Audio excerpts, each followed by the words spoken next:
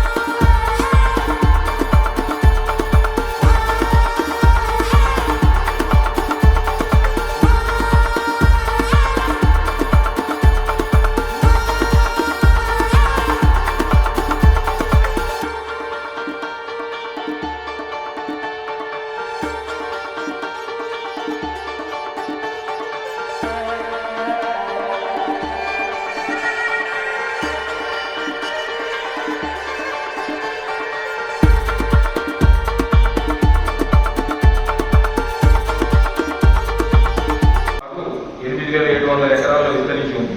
పండ్ల తోటల మరియు కూరగాయల సాగు విస్తీర్ణం, పాత తోటల పునరుద్ధరణ, సూక్ష్మ నీటి సేద్య పరికరాలు, తీగజాతి కూరగాయల సాగు కోసం శాశ్వత పందిర్ల నిర్మాణం మరియు మల్బరీ సాగు కోసం రైతులకు సబ్సిడీ అందజేయడం జరుగుతోంది. దీనికి సుమారు మన జిల్లాకు 1,47,00,000 రూపాయలు కేటాయించడం జరిగింది. ఈ సంవత్సరం భారత ప్రభుత్వ నేషనల్ లైఫ్ స్టాక్ మిషన్ కింద జిల్లాకు గొర్రెల బ్రీడింగ్ ఫార్ముల స్థాపన కోసం 2 ప్రాజెక్టులు మంజూరు చేయబడినవి. ప్రస్తుతం జిల్లాలో 21వ పశువుల గణన చేపట్టడం జరుగుతోంది.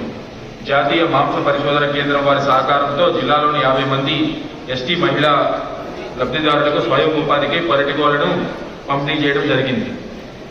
జిల్లాలోని 333 చెరువులు, కుంటలు మత్స్యశాఖ ఆధీనంలో ఉన్నాయి. వీటి యొక్క విస్తీర్ణం 4,800 హెక్టార్లు. జిల్లా ప్రగతి పదంలో ముందుకు సాగుతుందని వినమ్రంగా తెలుపుకుంటున్నాను. సమగ్ర అభివృద్ధి మరియు సంక్షేమమే ధ్యేయంగా రాష్ట్ర ప్రభుత్వం ప్రజాపాలన కింద అనేక కార్యక్రమాలు, పథకాలను అమలు చేస్తుంది. గ్రామీణ ఆర్థిక వ్యవస్థను ప్రతిష్టపరచడానికి, వ్యవసాయాభివృద్ధికి, రైతుల సంక్షేమాన్ని మెరుగుపరచడానికి ప్రభుత్వం అనేక చర్యలు చేపట్టింది. రైతులు ఎదుర్కొంటున్న ఆర్థిక స్థితిని దృష్టిలో ఉంచుకొని పంట రుణమాఫీ కింద జిల్లాలోని 4,371 మంది రైతులకు 29 కోట్ల రూపాయల రుణాలను మాఫీ చేయడం జరిగింది. రైతు భరోసా ద్వారా వ్యవసాయ యోగ్యమైన భూములకు